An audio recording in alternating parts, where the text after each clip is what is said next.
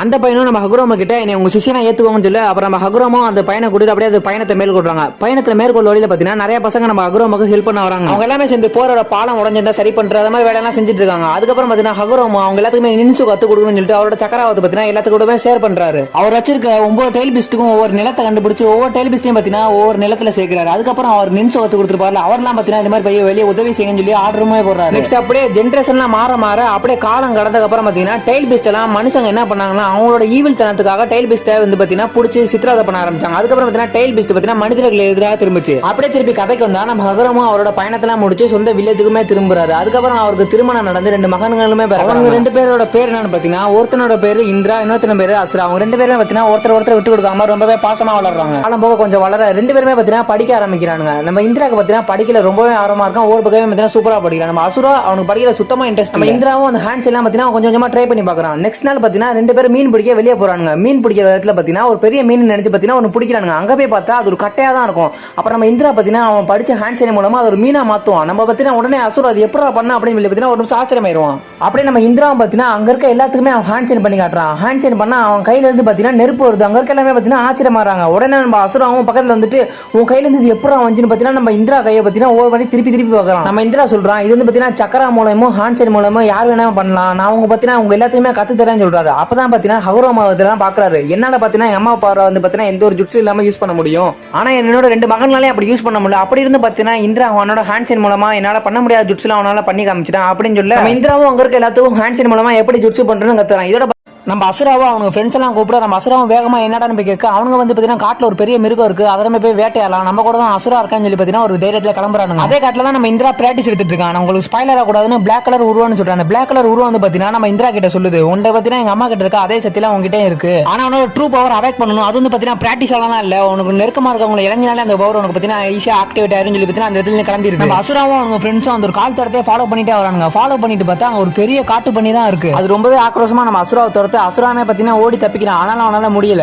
அசுராவுக்கும் அவனோட ஹேண்ட்ஸ் எல்லாம் சரியா ஞாபகம் இல்ல. நெக்ஸ்ட் என்ன பண்றேன்னு தெரியாம இருக்கும்போது அந்த மிருகம் வந்து பாத்தீங்கன்னா வேகமா அட்டாக் பண்ணும்போது அசுரோட சீரை வந்து பாத்தீங்கன்னா அதை அட்டாக் பண்ணிடுது. நெக்ஸ்ட் நம்ம அசுராவுமே வேகமா வந்து இடிச்சிடுது. அந்த ஒரு இடத்துக்கு சென்ட்ரில பாத்தீங்கன்னா இந்திரா வரான். இந்திரா வந்து என்னோட தம்பி மேல நீ கை வச்சிருக்க கூடாது அப்படின்னு சொல்லிட்டு ஹேண்ட் சைன் பண்றான். அவன் பண்ணி பாத்தீங்கன்னா லைட்டிங் பிளேட் மாதிரி ஒன்னு வரைக்கிறான். அதை வச்சு அந்த ஒரு மிருகத்தை அட்டாக் பண்றான். அந்த மிருகம் பாத்தீங்கன்னா அந்த இடத்துல காலியாகுது. அசுரா அழுதுகிட்டே இந்திரா கிட்ட சொல்றான் இந்த மாதிரி சீரோக்கு இந்த மாதிரி ஆச்சுன்னு சொல்லிட்டு இருக்கு. அசுரா நோட்டீஸ் பண்றான். என்னன்னு பார்த்தா நம்ம இந்திரா கண்ணு வித்தியாசமா இருக்கு. என்னன்னு பார்த்தா இந்திராவுக்கு சரிங்க ஆக்டிவேட் ஆயிருக்கு. இதே நம்ம இந்திராவும் சரிங்கான ஆக்டிவேட் ஆச்சு. அப்படி நாட்கள் போக 2 பேருமே பாத்தீங்கன்னா நல்லா வளர ஆரம்பிச்சாங்க. நம்ம இந்திரா வந்து பாத்தீங்கன்னா அவரோட சரிங்கான வச்சு ஆப்போசிட் இருக்கவங்க பந்தாடி ட்ரைனிங் கொடுத்துட்டு இருக்காரு. அதே சமயம் நம்ம அசுரா ஆப்போசிட் இருக்கவங்க டிஃபைட் ஆகி அடி வாங்கிட்டு இருக்காரு. இந்திராவும் அவங்க 2 பேர் பக்கத்துலயே வந்துட்டு உங்களால முடிஞ்ச அளவுக்கு முயற்சி செய்யுங்க. அது மட்டும் இல்லாம அப்பதான் உங்களால நின்சு ஒழுங்கா பயன்படுத்த முடியும். இது உனக்கும் தான் அசுரா அப்படின்னு சொல்லி பாத்தீங்கன்னா அசுரா கிட்டே சொல்றாரு. நம்ம இந்த எல்லாத்தையுமே அப்படியே நம்ம ஹகுரோமும் வாட்ச் பண்ணிட்டு இருக்காங்க. அப்படியே அந்த சீனை கட் பண்ணா வெளியே வந்து பாத்தீங்கன்னா 2 பேர் பேசிக்கிட்டு இருக்காங்க. நம்ம இந்திரா வந்து பாத்தீங்கன்னா அந்த சரிங்கான மூலமா ரொம்பவே பவர்ஃபுல்லா இருக்காரு. ஆனா கொஞ்ச நாள் ரொம்பவே கடுமையா நடந்துக்கிறாரு அப்படின்னு சொல்லிட்டு இருக்கா. இதெல்லாம் பாத்துட்டு இருக்காரு நம்ம அசுரா. ஆனா அசுரா பத்தி பேசிட்டு இருக்காங்க. அசுரா வந்து பாத்தீங்கன்னா பழகுறதுக்கு ரொம்ப எளிமையா இருக்காரு. ஆனா அசுரா கிட்ட போதுமான திறமை இல்ல அப்படின்னு சொல்லி பேசிட்டு இருக்க. இந்திராவும் பயிற்சி செய்ய மலைப்பகுதி போயிட்டு இருக்க. நம்ம அசுராவும் நானும் உங்க கூட வரேன்னு சொல்ல இந்திரா வந்து பாத்தீங்கன்னா தனியா பயிற்சி எடுத்ததான் நல்லது அப்படின்னு சொல்லிட்டு நம்ம அசுரா சொல்றான். நீங்க ரொம்ப நாள் பாத்தீங்கன்னா ரொம்ப கடுமையா நடந்துக்கிறீங்க. அதை கொஞ்சம் ஸ்டாப் பண்ணுங்கன்னு சொல்ல நம்ம இந்திரா வந்து பாத்தீங்கன்னா அதை பத்தி நான் யோசிக்கிறேன்னு சொல்லிட்டு அங்க வந்து நடந்து போறாரு. இந்திராவும் பிராக்டிஸ் எடுத்துட்டு இருக்க. உங்களுக்கு ஸ்பைடர் கூட அந்த பிளாக் கலர் உருவம் சொன்னல அந்த உருவம் வந்து பாத்தீங்கன்னா உன்னை பார்த்து ரொம்ப நாள் ஆச்சு. நீ வந்து பாத்தீங்கன்னா அந்த கண்ணை யூஸ் பண்ணாங்களா பழகிட்டா போல அப்படின்னு சொல்லி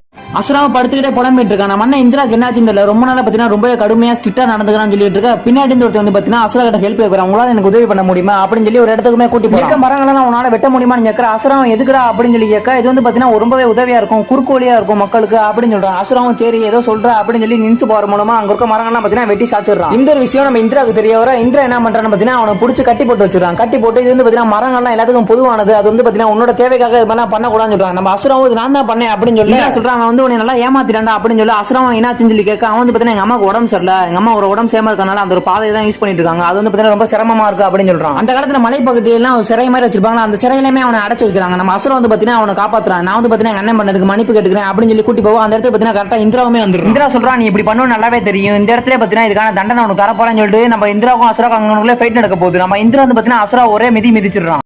இந்த சட்டத்தோட நோக்கம் இதெல்லாம் உட்காந்து பார்த்தீங்கன்னா நீ தெளிவா யோசி, இதுக்கெல்லாம் உனக்கு பதில் தெரியலனா கண்டிப்பா நீ எனக்கு கீழ்ப்படிஞ்சுதான் ஆகணும்னு சொல்லிட்டு இந்திரா அந்த இடத்துல இருந்து கிளம்பிடுறாரு. இது எல்லாத்தையுமே பின்னாடி நம்ம ஹகுரோமாவே வாட்ச் பண்ணிட்டு இருக்காரு. நெக்ஸ்ட் இந்த ஒரு சீனை கட் பண்ணா நம்ம அசுரா சீரனுக்காக அது கல்லறை கிட்ட போய் பார்த்தீங்கன்னா நினைவஞ்சலியுமே செலுத்திக்கிட்டு இருப்பாரு. பின்னாடி இருந்து ஹகுரோமா வந்து உனக்கு உண்மையாவே நல்ல மனசு இருக்கா அசுரா, ஆனா அவங்க அண்ணனுக்கு பார்த்தே அப்படியே ஆப்போசிட் தான். இந்திராவோட கண்ணை பார்த்து நீ என்ன நினைக்கிற அசுரான்னு கேட்க, அசுராமே அதை வச்சு அண்ணன் பார்த்தீங்கன்னா நம்மளால பார்க்க முடியாதான் பார்க்கலாம்னு சொல்றான் நம்ம அசுரா. ஆனா ஹகுரோமா என்ன சொல்றாருன்னா அந்த கண்ணை பார்க்கும்போது எங்க அம்மாவோட கண்ணை பார்த்த மாதிரி இருக்குன்னு சொல்லி பார்த்தீங்கன்னா சொல்றாரு நம்ம ஹகுரோமா. ஆனா அந்த ஒரு கண்ணு நம்ம அசுராக்கு எதிராக ஒர்க் ஆகாது. அப்படியே அந்த ஒரு சீனை கட் பண்ணா நம்ம ஹகுரோமா வீட்டு வாசல்ல ஏகப்பட்ட பேர் நிக்கிறாங்க. எதுக்குன்னு பாத்தீங்கன்னா நின்சோட வாரிசு யார் அறிவிக்க போறாங்க பாத்தீங்கன்னா பேசிட்டு இருக்காங்க. யார் அறிவிக்க போறாங்கன்னு சொல்லி எல்லாமே எதிர்பார்த்துட்டு இருக்க. நம்ம இந்திரா கையிலையும் அசுரா கையிலையுமே பாத்தீங்கன்னா ஹகுரோமா ஒரு ஸ்க்ரோலையும் தராரு. அதை கொடுத்துட்டு நான் வந்து பாத்தீங்கன்னா எங்க அம்மா கூட ஃபைட் பண்ணும்போது சில நிலங்கள்லாம் சேதமாச்சு, அது வந்து பாத்தீங்கன்னா நீங்க மக்களோட சேர்ந்து சரி பண்ணணும், சரி பண்ணாத யார் வாரிசுன்னு அறிவிப்பேன்றாரு. நம்ம அசுராவும் எனக்கு நின்சு வாரிசு அவர்களுக்கு போதுமான தகுதி இல்ல, நம்ம அண்ணனே பாத்தீங்கன்னா வாரிசு ஆகிருங்க, எனக்கு இதை பாத்தீங்கன்னா உடன்பாடு இல்லைன்னு சொல்லி ஹகுரோமா நான் முடிவு எடுத்துட்டேன், நான் முடிவு எடுத்ததுதான் அப்படின்னு சொல்லி கட்டளை கொடுத்துருக்காங்க. நம்ம ஹகுரோமாவும் இந்திராவும் அசுராவும் அந்த பயணத்துக்கு அமிச்சதுக்கு அப்புறம் இந்திரா கிட்ட எவ்வளவுதான் சக்தி இருந்தாலும் அவன்கிட்ட பொறுமை இல்லை, ஆனா அசுரா கிட்ட சக்தி இல்லைனாலும் அவன்கிட்ட பார்த்தீங்கன்னா அன்பும் அளவு கடந்த பாசமும் இருக்கு அப்படின்ற இந்திரா அசுரா ரெண்டு பேருமே பயணத்துல இருக்காங்க. அசுரா கிட்ட ஒருத்தர் வந்து பயணத்துல நானும் உங்க கூட சேர்ந்துக்கிறேன்றான். அது யாருன்னு பாத்தீங்கன்னா அசுரா கிட்ட ஒருத்தர் மகன் வெட்ட சொல்லி கேட்டிருப்பான், அவன் தான். அதுக்கப்புறம் ரெண்டு பேருமே சேர்ந்து அந்த ஒரு பயணத்தை மேற்கொள்றாங்க. நம்ம அசுரா போற வழியில பாத்தீங்கன்னா பனி வெயில் பாலைவனம் பாத்தீங்கன்னா ஏகப்பட்ட கஷ்டத்தை தான் கடந்து போறாரு. கையில ஒரு மேப் வச்சிருக்காரு. மேப் வச்சுட்டு நம்ம கிட்டத்தட்ட வந்துட்டோம் அப்படின்னு சொல்லி பாத்தீங்கன்னா பாத்துக்கிட்டு இருக்காரு நம்ம அசுரா. அசுராவும் ஒரு கிராமத்தை வந்து அடைகிறாரு. அந்த கிராமத்துல அப்படியே நடந்து போனா அசுரா திருடன் நினைச்சு நிறைய பேர் வந்து பாத்தீங்கன்னா சுத்தி வளைச்சாங்க. அசுராவும் திருட இல்ல, நான் வந்து பாத்தீங்கன்னா சாதாரண வழி போகன்னு தான் சொல்ல அவங்க கேட்க மாட்டேங்கிறாங்க. நம்ம அசுராவே அட்டாக் பண்ண வந்துடுறாங்க. அசுராவை அட்டாக் பண்ணதான் நினைச்சு அவங்க டீம்ல இருக்க ஒரு பொண்ணையே மாத்தி அட்டாக் பண்ணிடுறாங்க. அதுக்கப்புறம் அசுரா நான் ஹெல்ப் பண்றேன்னு சொல்லிட்டு அவரோட ஹீலிங் ஜுட்ஸுவால பாத்தீங்கன்னா அந்த ஒரு பொண்ணை ஹீல் பண்ணிட்டு இருக்காரு நம்ம அசுரா தலைவர். நம்ம அசுராவே அசுரா கூட வந்து கூட்டி போய் விருந்து வைக்கிறாரு. உங்களுக்கு பிடிச்சதெல்லாம் விரும்பினதெல்லாம் எடுத்து சாப்பிடுங்க கூச்சப்படாம. அது மட்டும் இல்லாம இந்த இடத்துல ஓய்வு எடுத்துட்டு நிதானமாவே இந்த இடத்துல இருந்து கிளம்புங்கன்றாங்க. நம்ம அசுரா அந்த புனித மரத்தோட சக்கராவை சென்ஸ் பண்ணி அங்க போலான்னு போனா அங்க ரெண்டு பேரும் பாத்தீங்கன்னா இங்கெல்லாம் போக கூடாது, இந்த இடம் தடை செய்யப்பட்டிருக்குன்றானுங்க. நம்ம அசுராவும் அந்த புனித மரத்தை பார்க்கலாம்னு சொல்லி போக அங்க இருக்க ரெண்டு பேரும் இங்கெல்லாம் போக கூடாது, இந்த இடம் தடை செய்யப்பட்டிருக்குன்னு சொல்லி நம்ம அசுராவை அனுப்பி வச்சிருக்காங்க. அதுக்கப்புறம் அசுரா ஒரு பொண்ணு ஹெல்ப் பண்ணார்ல, அந்த பொண்ணு வந்துட்டு எங்க அம்மாக்கு உடம்பு சரியில்லை வந்து ஹெல்ப் பண்ணுங்கன்னு சொல்லி கேக்குது. நம்ம அசுராவும் ஹெல்ப் பண்ணலாம்னு சொல்லி அந்த இடத்துக்கு போறோம். அப்போதைக்கு பாத்தீங்கன்னா அந்த ஒரு காலகட்டத்தில் சின்னதா ஒரு கொட்டாயமா இருக்கு, அதான் ஆஸ்பத்திரி. நம்ம அசுராவும் அவரோட மெடிக்கல் நிஞ்சுவால அந்த பொண்ணை ஹீல் பண்ணலாம்னு பாக்குறாங்க. ஏன்னா அந்த ஒரு பொண்ணு புனித மரத்தால பாதிக்கப்பட்டிருக்கு. நம்ம அசுராவும் எவ்வளவு ஹீல் பண்ணி பாக்குறாரு, ஹீல் பண்ணவே முடியல. அதோட சக்கரம் வந்து பாத்தீங்கன்னா ரொம்பவே அதிகமா இருக்கு. அந்த இடத்துல ஏகப்பட்ட பேர் அந்த ஒரு புனித மரத்தால இறந்து கிடக்குறாங்க. இதுக்கு மேல இங்க இருந்த வேலைக்கு ஆகுது. அசுரா அந்த மரத்தை போய் பார்த்தே ஆகணும்னு சொல்லி அந்த இடத்துல இருந்து கிளம்புறாரு. போனா திருப்பி அந்த ரெண்டு பேர் நிக்கிறாங்களா, அசுரா உங்களை தூங்க வைக்க போறேன், அதுக்காக ஒரு ஜுட்சு பண்ண போறேன்னு சொல்றான். ஆனா நம்ம தலைமை அசுராக்கு அந்த ஒரு ஹேண்ட்ஸையுமே மறந்து போயிருக்கும். இப்படிதான் சொல்லிட்டு பாத்தீங்கன்னா அந்த ஒரு ஹேண்ட்ஸை பண்ணிட்டு இருப்பான். ஆனா பின்னாடி வந்து பாத்தீங்கன்னா அசுரா ஃப்ரெண்ட் வந்து பாத்தீங்கன்னா அவங்க தலையில அடிச்சிருவாங்க. இப்படி கூட தூங்க வைக்கலாம்ப்பா அப்படின்னு சொல்லி நம்ம அசுரா கிட்டே சொல்றான். நம்ம அசுரா அப்புறம் சிரிச்சுக்கிட்டே அப்புறம் அந்த மூணு பேரும் சேர்ந்து அந்த ஒரு மரத்தை பார்க்கலான்னு போறாரு. அவர் குகை மாதிரி இருக்கு, அதுக்குள்ள போய் பாக்குறாரு. அப்பதான் அந்த பொண்ணு சொல்லுது, இதை பத்தி நான் வத்திதான் கேள்விப்பட்டிருக்கேன், ஆனா இந்த ஒரு மரம் இருக்கிறது உண்மைதான் போல அப்படின்னு அந்த ஒரு பொண்ணு. நீங்க இதுவரையும் பார்த்தது பாத்தீங்கன்னா ஷார்ட்ஸ்ல உள்ளதெல்லாம் லாங் வீடியோ அப்படியே மேக் பண்ணிருக்கேன். நம்ம சப்ஸ்கிரைபர் தான் பாத்தீங்கன்னா ஏன் ப்ரோ ஷார்ட்ஸா போறீங்க, லாங் வீடியோ போடுன்னு சொன்னீங்க. இதுக்கப்புறம் என்ன நடந்துச்சு லாங் வீடியோ அப்படியே பாத்தீங்கன்னா கண்டினியூஸா போறேன். நம்ம சேனலை பாத்தீங்கன்னா சப்ஸ்கிரைப் பண்ணி லைக் பண்ணிக்கோங்க. புனித மரத்துக்குள்ள தான் நிக்கிறான். நம்ம அசுரா சொல்றான், இந்த மரத்தால எவ்வளவுதான் ஊரு செழிப்பா இருந்தாலும் இந்த மரத்தோட சாறு வந்து பாத்தீங்கன்னா இந்த ஒரு கடிச்ச நேரத்துக்குள்ள புகறனால அங்க விளையிற சாப்பாடுலாம் சாப்பிடறனால பாத்தீங்கன்னா நோய் ஏற்படுது. இதனாலதான் பாத்தீங்கன்னா நிறைய பேர் பாதிக்கப்பட்டு இருக்காங்கன்னு சொல்றான் நம்ம அசுரா. நெக்ஸ்ட் நம்ம அசுரா அந்த ஊர் தலைவரை பார்க்க போறோம். அவர் வந்து சொல்றாரு, நீங்க வந்து பாத்தீங்கன்னா அந்த புனித மரத்தை பாத்துட்டீங்களா, எதுக்காக எங்க ஊரை எவ்வளவு ஆராய்ச்சி செய்றீங்க அப்படின்னு சொல்லி கேக்குறாரு அவரு. அதுக்கு நம்ம அசுரா சொல்றான், நான் வந்து நின்சு கிராமத்துல இருந்து வந்திருக்கேன், இந்த ஊர்ல இருக்க பிரச்சனை சரி செய்ய வந்திருக்கேன்னு சொல்றாரு. அதுக்கு அவர் வந்து நின்சு கிராமத்துல வந்திருக்காரு, 20 வருஷத்துக்கு முன்னாடி அவனுக்கு தான் அந்த உலகத்தையே அழிச்சது அப்படின்னு சொல்றாரு. நம்ம அசுரா சொல்றான், அந்த மரம் பாத்தீங்கன்னா ரொம்பவே ஆபத்தானது, அதனாலதான் பாத்தீங்கன்னா இங்க ஏகப்பட்ட பேர் நோயால இறந்துகிட்டு இருக்காங்க அப்படின்னு சொல்லி அவரும் எனக்கு தெரியும், அதனால பாத்தீங்கன்னா இந்த மரத்தை அழிக்கிறதுக்கான உத்தரவு என்னால தர முடியாதுன்றாரு அவரு. நம்ம அசுராவும் நீங்க அந்த மரத்தை சார்ந்திருக்கீங்க, கிணறு வெட்டுங்க அப்படின்னு சொல்லி அதுக்கு அவர் சொல்றாரு, ரொம்ப நாளுக்கு முன்னாடி அதெல்லாம் நாங்க ட்ரை பண்ணி பார்த்துட்டோம், அது எதுவுமே பாத்தீங்கன்னா எங்களுக்கு வேலையை அவ்வளவு, அதனாலதான் நாங்க அந்த ஒரு மரத்தை நம்பி இருக்கோம் அப்படின்றாரு. நம்ம அசுராவும் அந்த ஒரு மரத்தை பத்தி ஊர் மக்கள் எல்லாத்தையும் சொல்றான். அந்த ஒரு மரம் பாத்தீங்கன்னா ஒரு தீய மரம், அதனால பாத்தீங்கன்னா நிறைய பேர் பாதிச்சுட்டு இருக்கீங்க, அது ஒரு பாத்தீங்கன்னா ஒரு பேய் மரம் அந்த மாதிரி சொல்லிட்டு இருக்கு. அந்த ஊர் மக்கள்லாம் நம்ம அசுராவை நம்பவே இல்லை.